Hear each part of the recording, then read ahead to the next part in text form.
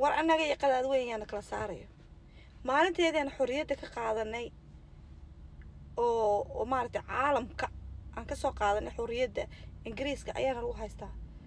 26 bishan June maalintaas annaga iskale Somaliland iskale dee qaraarka naga daaya waryaa waxaan wuxuu sheegi jiray yaa waaba gartara caadi alwaab weligiin baaba gartara caadna waa haysteen annaga moogtiin war heer ma iloodeen calankaasina annagu soo saarnay oo adeerkii tima cadda soo saaru yiri kan nasiib kan saar ma iloodeen yaa idinka July 1st aleedihiin markaas idinka xorriyadda qaateen 4 casho naga dib ayaa qaadateen 4 casho ka horna idinka qaadanay 18 Mayna waa markaan idinka soo noqono isfaham weynade ilaa si kasta idin galo waa isfaham weyne markaan isfaham weyne aan idinka soo noqonay ayaan dee qaadanay taasna walaalayaal meeshan ma aragtay wax oo la isku qabsada ma jirto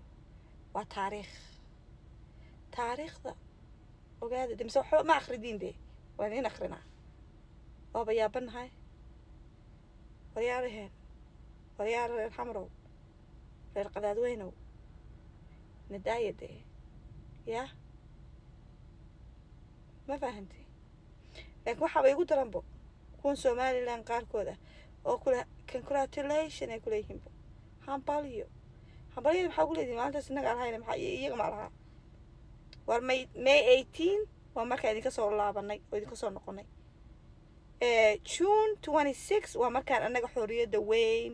ka soo qaadanay dalka Ingiriiska ma fahantay idinkana July 1st ayaa ka qaadateen yaan la isku darin waxyaa kala saara hadalka kala saara